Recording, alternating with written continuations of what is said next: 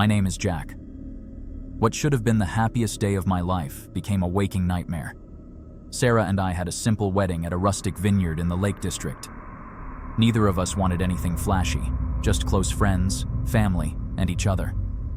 I remember how beautiful she looked walking down the aisle. It was perfect. The reception ran late, with dancing and drinking under fairy lights strung between old oak trees. We left just after midnight, laughing and slightly tipsy as we drove to the cottage we'd rented for our wedding night. "I'm going to get changed," Sarah said, kissing me before disappearing upstairs with her overnight bag. I popped the champagne and poured 2 glasses. That's when I noticed a car slowly driving past the cottage. It stopped a little way down the lane, its headlights switching off. I thought nothing of it. Probably someone who'd taken a wrong turn. Sarah called down that she was ready for the champagne. I grabbed the glasses and headed upstairs. Eventually, we fell asleep exhausted, but happy. A sound woke me at 3:27 a.m. I remember checking the clock. A gentle scraping at the front door. I assumed it was the wind or maybe a branch against the windows. Then I heard it again. Deliberate. Methodical. Someone was trying to get in. "Sarah," I whispered, gently shaking her awake. "I think there's someone outside." She sat up, rubbing her eyes. "What? Are you sure?" The scraping stopped, replaced by the sound of breaking glass. Someone had smashed the kitchen window. "Call the police," I whispered. She dialed 911 while I stood by the bedroom door, listening. Heavy footsteps moved through the cottage below us. Not just one person, at least 2, maybe 3. "Police, please," Sarah whispered into the phone. "Someone's broken into our cottage. We're trapped upstairs." She gave them the address, her voice trembling but controlled. "They're 20 minutes away," she told me after hanging up, her face pale. 20 minutes. It might as well have been 20 hours. The footsteps were moving methodically through the rooms downstairs, opening drawers, searching for something. "The wedding gifts?" Sarah whispered. "All the envelopes with cash. They must have followed us from the reception." It made sense. Rural wedding, isolated cottage. They probably thought we'd be passed out drunk. Easy targets.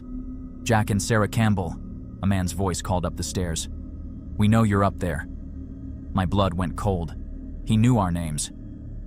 "We don't want to hurt you," he continued. "We just want what you were given today. You have something that doesn't belong to you. Mr. Fletcher wants it back." Mr. Fletcher. The name meant nothing to us. "We don't know any Mr. Fletcher," I called out, trying to keep my voice steady. Sarah pointed to the window. "Fire escape," she mouthed. The cottage had an old wrought iron fire escape outside the bedroom window. We could climb down to the garden. I nodded, moving quietly to the window. It was stiff, but I managed to push it open without making too much noise. Sarah was halfway out the window when the bedroom door crashed open. A man in a black ski mask stood there, holding a crowbar. "Going somewhere?" he asked. I lunged at him with the lamp. It connected with his shoulder, sending him stumbling back. Sarah grabbed my arm, pulling me toward the window. "Jack, come on." We hit the ground running, sprinting across the dark garden toward the lane. The cottage was isolated, the nearest neighbor half a mile away. Our car keys were inside, so, "We'll run," I said, pulling her along. "There's a farm down the road." We saw it on the way in. Headlights suddenly illuminated the lane ahead of us. The same car I'd seen earlier was parked there, engine running. A figure stood beside it, silhouetted in the lights. "Mr. and Mrs. Campbell," the figure called out. "You really should have checked the gift list more carefully." We froze. Behind us, 2 men were emerging from the cottage. Ahead, the figure by the car was walking toward us. "What do you want?" I shouted, pushing Sarah behind me. "One of your wedding guests left you a very special gift," the man said, now close enough that I could see his face. Older, well-dressed, with cold eyes. "A flash drive. Small thing. Probably tucked inside a card with some cash." Sarah's hand tightened on my arm. "The blue envelope," she whispered. "From that man I didn't recognize. You put it in your jacket pocket." I remembered now.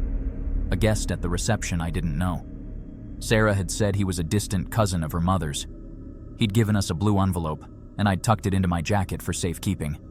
"It's in my suit jacket," I said loudly. "Inside the cottage. Take it and leave us alone." The man smiled. "Smart choice. Jonesy, go get the envelope from the gentleman's jacket." One of the masked men nodded and headed back to the cottage. "Who are you?" Sarah demanded. "What's on that drive?" "Mr. Fletcher collects information," the man said casually. "Your cousin stole some very valuable information. He's already paid for that mistake, but the data belongs to Mr. Fletcher." The implications sank in. This wasn't about wedding gifts. We'd been used as unwitting couriers for something valuable enough to kill for. The man called Jonesy returned, holding the blue envelope. "Got it, boss." When he opened, inside was a greeting card with 50 pounds and a small black flash drive. "That's it," the man confirmed, taking the drive. He studied us for a moment. "You know, normally we'd have to tie up loose ends, but it's your wedding night, and I'm not completely heartless." He turned and walked back to the car. The other men followed. They drove away, leaving us standing in the dark lane, shaking with fear and cold. In the distance, we could hear sirens approaching. The police, finally. Sarah collapsed against me, sobbing. What just happened? I held her tight, my mind racing. Someone had used our wedding to pass stolen information. Used us as unknowing shields. That cousin had put a target on our backs without a second thought. The police arrived, and we told them everything. They never caught the men who broke in. The cousin was never identified. We moved away from the area, changed our phone numbers, even considered changing our names. Our wedding night taught us that sometimes the horror isn't from those you trust betraying you. Sometimes it's from being caught in someone else's dangerous game. A game where you don't know the rules until it's too late. My name is Daniel. I never thought my wedding night would end with me hiding in a hotel bathroom, trying not to make a sound. Lisa and I had been together for 3 years. Our wedding was perfect. Small ceremony at her parents' beach house in Cornwall, just close friends and family. Then we checked into this fancy historic hotel for our first night as husband and wife. I was unpacking while Lisa showered when I noticed something odd, a blinking red light behind the TV. Moving closer, I found a small camera tucked into the corner of the entertainment unit. My stomach dropped. Someone was watching us.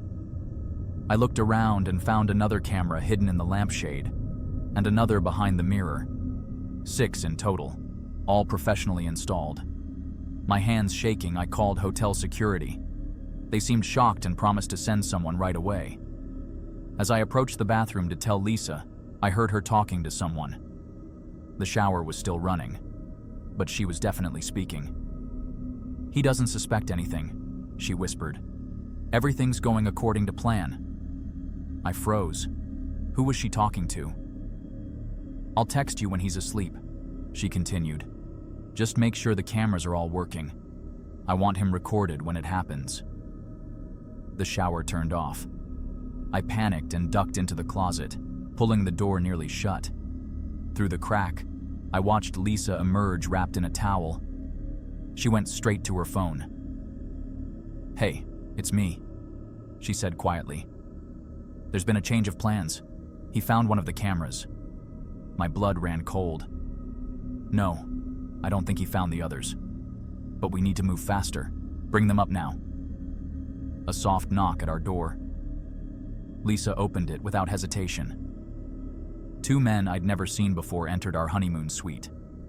One carried a duffel bag. The other wore surgical gloves. "Where is he?" the taller one asked. "He must have stepped out," Lisa replied. "Check the balcony." The man with the duffel unzipped it. Inside were plastic sheeting, duct tape, and medical instruments. That's when I understood. This wasn't about sex tapes or blackmail. They were going to hurt me. I texted 911 from inside the closet, praying they'd arrive in time. The hotel phone rang. Lisa answered. "Yes, this is Mrs. Parker," she said, using my last name. "Oh, security? About what?" She covered the phone. "It's hotel security. Someone called them about cameras." "Tell them it was a mistake," the man with the bag said. Lisa hung up. They're sending someone up anyway. We need to find him now. The taller man walked straight to the closet and yanked the door open. Our eyes met. I shoved the door into him and bolted. I made it to the hallway as the elevator opened. A security guard stepped out. "Help!" I yelled. "Those people in my room, they're trying to hurt me." The guard looked confused, then reached for something metallic in his hand. He wasn't hotel security. I ran for the stairs. Behind me, I heard multiple footsteps. On the street, rain pouring down, my phone buzzed. A text from Lisa. "You can't hide, Daniel. We have people everywhere." Another text. "We've frozen your accounts. Your family thinks you're on your honeymoon. No one will miss you for days." I ducked into an alley, hearing footsteps approaching. "Daniel?" Lisa called, her voice eerily calm. "Come out, honey." "I know you're confused," she continued, walking deeper into the alley. "But there's something you should know about my family." I saw movement at both ends of the alley. Trapped. "We've been doing this for generations, finding the right people, people with good organs." She smiled at me, the same smile I'd fallen in love with, now twisted into something monstrous. "Your heart will save my father's life," she whispered, reaching for me. "Till death do us part." I spotted a fire escape ladder just above me and jumped with everything I had, grabbing the lowest rung. As I pulled myself up, Lisa screamed in frustration below. Police sirens wailed in the distance. My 911 text had worked. I scrambled onto the roof, heart pounding in my chest. The heart that would stay right where it belonged. The nightmare wasn't over, but for now, at least, I was alive. My name is Noah. My wedding night showed me how revenge can lurk behind the perfect smile. The ceremony at the Hartwell mansion was everything Claire said she wanted. Garden roses, string quartet, 5-tier cake. We'd been together for 16 months, a whirlwind romance that swept me off my feet. After the reception, we retreated to our honeymoon suite at the estate's renovated carriage house. Claire went to change while I poured champagne. That's when I noticed a gift box that hadn't been there before. Inside was a USB drive and a note. "Watch before you sleep." Curiosity got the better of me. I plugged it into my laptop while Claire was in the bathroom. The video showed a familiar face, David Harrison, Claire's ex-fiancé who had died in a car accident last year. He looked exhausted, recording himself in what appeared to be a dimly lit room. "If you're watching this, you just married Claire, and I'm probably dead." His voice was steady despite his appearance. "She told you it was love at first sight, right?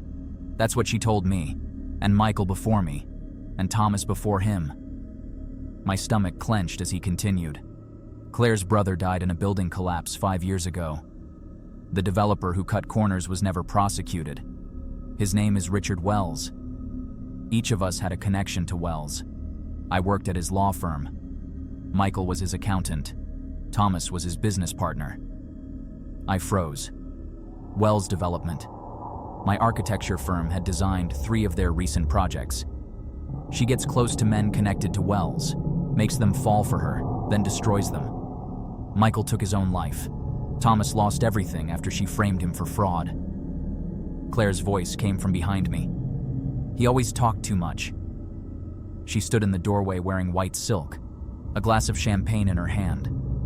Her eyes were cold in a way I'd never seen before. "You should have drunk your champagne," she said calmly. "It would have been easier." "Claire, what is this? What did you do to David?"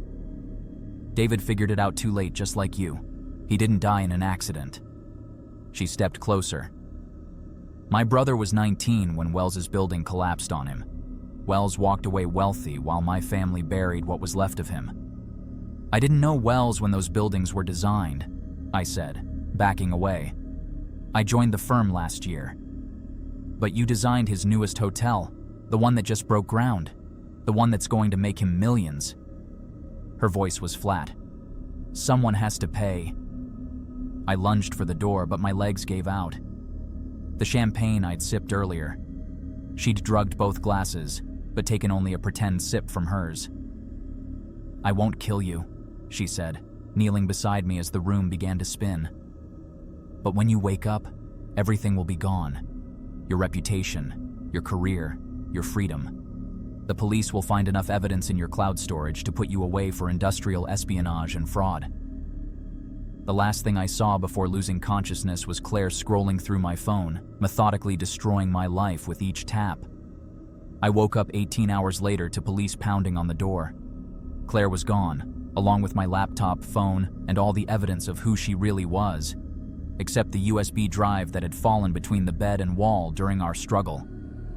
The investigation took months. David's body was eventually found. Claire disappeared, likely hunting for her next target in Wells Circle.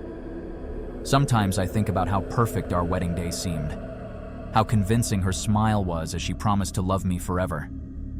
Behind that smile was a meticulously planned revenge, a revenge that made perfect sense to her broken heart, even if her targets were just collateral damage in her personal war.